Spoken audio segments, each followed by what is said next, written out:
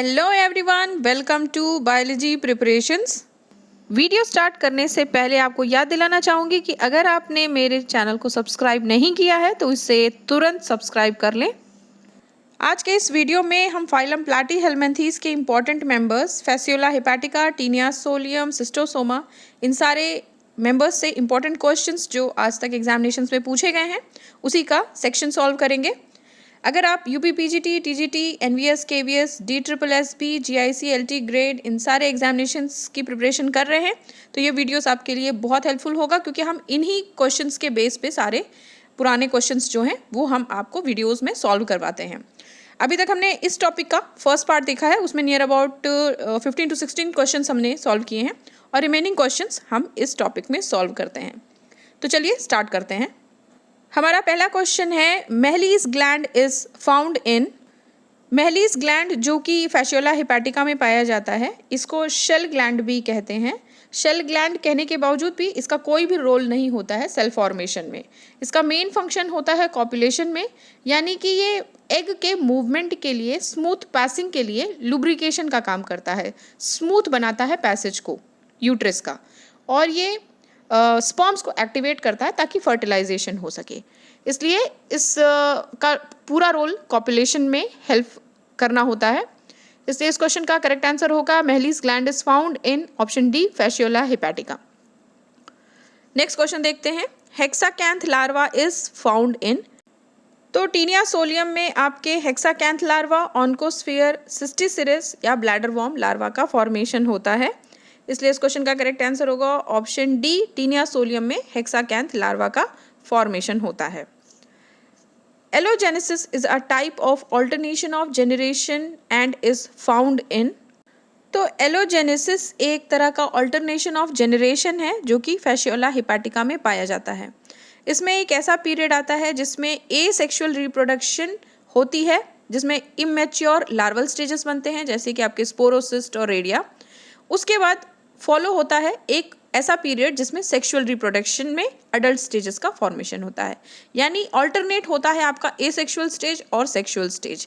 इसी को कहा जाता है आपका एलोजेनेसिस या तो फिर मेटाजेनेसिस। ठीक है, तो ये आपका होता है फैसियोला हेपाटिका में। तो ऑप्शन करेक्ट होगा आपका ऑप्शन बी, लिवर फ्लूक, क्योंकि लिवर फ्लूक को ही कहते हैं आपका Fasciola hepatica, option B. Taenia takes food through. तो टीनिया सोलियम एक एंडोपैरासाइट है जो कि होस्ट के लिक्विड डाइजेस्टेड फूड, जिसको काइम कहते हैं, उस पर इंटेक करता है, और ये फूड का जो इंटेक होता है ये जनरल बॉडी सरफेस से लेता है थ्रू प्रोसेस ऑफ ऑस्मोसिस या डिफ्यूजन। इसलिए इसके जो फूड इंटेक का मेथड है उसको ऑस्मोट्रॉफी कहते हैं। तो इस क्वेश्चन को सॉल्व करें तो Taenia takes food through general body surface, option D. एक पॉइंट और भी याद रखें कि टीनिया में एलिमेंट्री कैनाल एब्सेंट होता है, ये भी क्वेश्चन बनता है। नेक्स्ट क्वेश्चन है, number of excretory pore in Fasciola is are. तो फैसियोला की बॉडी फ्लैट लीफ लाइक होती है जो दोनों एंड्स पर टेपरिंग होता है, यानी पतली हो जाती है। तो इसके एंटीरियर मोस्ट पोर्शन पे होता है माउथ, जो कि सराउंडेड होता है ओरल या एंटीरियर सकर से। एंटीरियर सकर के नीचे होता है आपका पोस्टीरियर सकर, जिसको एसिटाबुलम भी कहते हैं। एसिटाबुलम के जस्ट ऊपर होता है आपका गोनोपोर, और एक्सक्रीटरी पोर आपका पोस्टीरियर मोस्ट पोजीशन पे होता है, जो कि 1 होता है, सिर्फ एक एक्सक्रीटरी पोर होता है। इसलिए इस क्वेश्चन का करेक्ट आंसर है ऑप्शन बी। नेक्स्ट क्वेश्चन देखते हैं, ऑस्मोट्रॉफी इज फाउंड इन। तो अभी हमने क्वेश्चन देखा है, तो ऑस्मोट्रॉफी टीनिया सोलियम में फाउंड होता है क्योंकि ये एक एंडोपैरासाइट है और ये लिक्विड डाइजेस्टेड फूड पर इंटेक करता है और इसका अब्जॉर्प्शन करता है थ्रू जनरल बॉडी सरफेस। इसमें एलिमेंट्री कैनाल नहीं होती है और ये होस्ट में जो डाइजेस्टेड फूड होता है उसको इंटेक करता है through general body surface through the process of diffusion या ऑस्मोसिस।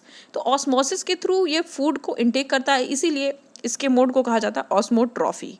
तो आपका ऑप्शन डी करेक्ट होगा, Taenia. Free swimming ciliated larval stage of liver fluke is. तो फैसियोला हेपाटिका में जो सबसे पहला लार्वल स्टेज होता है मिरासीडियम लार्वा का, जो कि 8 घंटों के लिए बनता है, ये एक फ्री स्विमिंग सीलिएटेड लार्वा होता है जो कि सबसे पहले होता है शीप में और इसके बाद ये इन्फेक्शन कॉज करता है स्नेल में। ठीक है। स्नेल में एंटर होते ही ये मिरासीडियम लार्वा स्पोरोसिस्ट लार्वा में बदल जाता है, इसलिए इस क्वेश्चन का करेक्ट आंसर होगा option B, miracidium larva. Next question देखते हैं। Stages of the life history of liver fluke which infects the primary host is. तो आपका जो लिवर फ्लूक है यानी कि फैसियोला हिपैटिका, ये एक डाइजेनेटिक पैरासाइट है। इसकी लाइफ साइकिल 2 होस्ट में कंप्लीट होती है। प्राइमरी होस्ट है शीप और सेकेंडरी होस्ट या इंटरमीडिएट होस्ट है स्नेल। तो सबसे पहले होता है मिरासीडियम लार्वा का फॉर्मेशन, जो कि शीप में फॉर्म होता है। ये 8 घंटे के लिए ही इसका फॉर्मेशन होता है और ये जैसे ही स्नेल के कांटेक्ट में आता है, ये मिरासीडियम लार्वा इन्फेक्शन कॉज कर देता है स्नेल में, ठीक है। तो मिरासीडियम लार्वा ही इन्फेक्शन कॉज करना है स्नेल में। उसके बाद जैसे ही स्नेल में ये लार्वल स्टेज एंटर करता है, वहाँ पे बनना शुरू होता है स्पोरोसिस्ट लार्वा। स्पोरोसिस्ट लार्वा के बाद रेडिया लार्वा, सर्सेरिया लार्वा और एट लास्ट में बनता है मेटासर्सेरिया लार्वा। यानी कि आपका सिर्फ और सिर्फ मिरासीडियम लार्वा का फॉर्मेशन शीप में होता है, बाकी चारों लार्वल स्टेजेस स्नेल में फॉर्म होते हैं। और जो स्नेल का सबसे लास्ट लार्वल स्टेज है आपका मेटासर्सेरिया, यही फिर से इन्फेक्शन कॉज करता है प्राइमरी होस्ट में यानी कि शीप में। इसलिए इस क्वेश्चन का करेक्ट आंसर होगा option C, metacercaria larva of liver fluke infects the primary host that is sheep, ठीक है। नेक्स्ट क्वेश्चन देखते हैं। The intermediate host in the life cycle of Fasciola hepatica liver fluke is. तो अभी हमने पूरा description proper तरीके से समझा है। ऑप्शन बी करेक्ट होगा स्नेल। नेक्स्ट क्वेश्चन देखते हैं। In which of the following is the anus absent.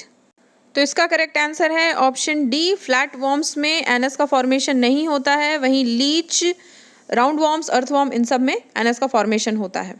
Option D correct होगा।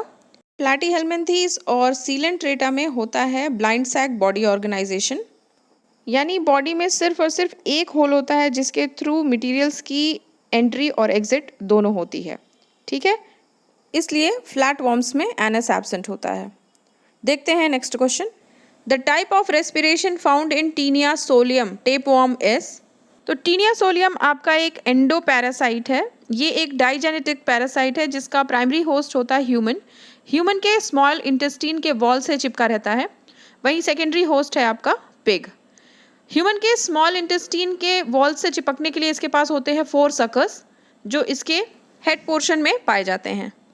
इसमें एलिमेंट्री कैनाल एब्सेंट होता है। ये होस्ट के लिक्विड डाइजेस्टेड फूड काइम पर ही फीड करता है थ्रू ऑस्मोसिस और diffusion through general body surface, यानी अपनी बॉडी वॉल से ही ये फूड का इंटेक लेता है।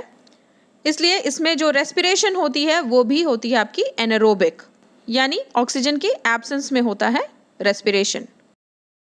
इसलिए इस क्वेश्चन का करेक्ट आंसर होगा option D, anaerobic respiration. The shedding of gravid proglottids in Taenia is called. तो टीनिया सोलियम की जो बॉडी होती है वो रिबन लाइक होती है, जो कि सेगमेंट्स या पार्ट्स में डिवाइडेड होते हैं, जिसे कहते हैं प्रोग्लॉटिड्स। ये सेगमेंट्स 3 टाइप्स के होते हैं।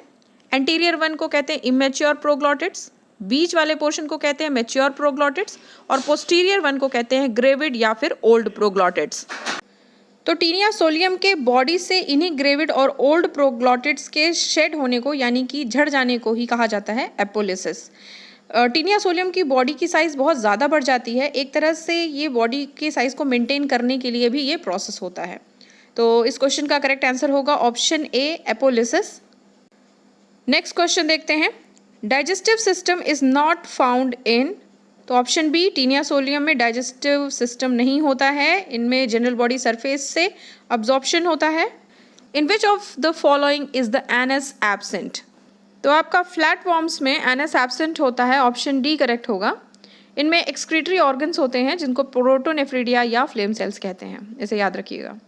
अब देखते हैं इस वीडियो का last question. Which one of the following set includes all hermaphrodite animals.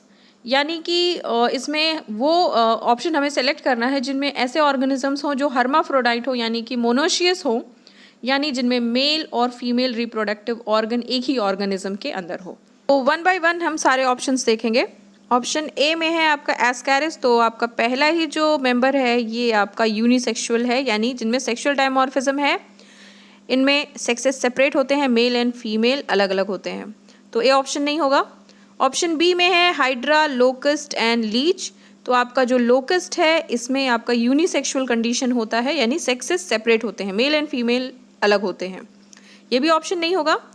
Option C है tapeworm, toad and starfish. Again the same thing, toad and starfish में यूनिसेक्सुअल कंडीशन होती है, यानी इनमें मेल एंड फीमेल अलग अलग होते हैं। तो आपका जो लास्ट ऑप्शन है ऑप्शन डी बचा, यही करेक्ट आंसर भी है। और आपका लीच, हाइड्रा और टेपवर्म, इन तीनों में आपका मोनोशियस कंडीशन यानी हर्माफ्रोडाइट कंडीशन, यानी कि आपके सेक्सेस सेपरेट नहीं होते हैं, मेल और फीमेल रिप्रोडक्टिव पार्ट्स एक ही ऑर्गेनिज्म में होता है। आपका लीच जो है वो एनिलिडा फाइलम का मेंबर है, हाइड्रा सिलेंट्रेटा और टेपवर्म आपका प्लैटीहेलमिन्थीज का मेंबर है। इसलिए इस क्वेश्चन का करेक्ट आंसर होगा ऑप्शन डी। तो स्टूडेंट्स, आपने कितने क्वेश्चंस करेक्ट किए मुझे प्लीज़ कमेंट सेक्शन में बताएं। और अगर आपको मेरे वीडियोस अच्छे लग रहे हैं तो इसे प्लीज़ लाइक एंड शेयर करें और मेरे चैनल को सब्सक्राइब भी कर लें। साथ ही बेल आइकन प्रेस करें ताकि आपको सारे नोटिफिकेशंस टाइम टू टाइम मिलते रहें। तो फिर मिलते हैं नेक्स्ट वीडियो में नेक्स्ट टॉपिक के साथ। Till then take care and good bye.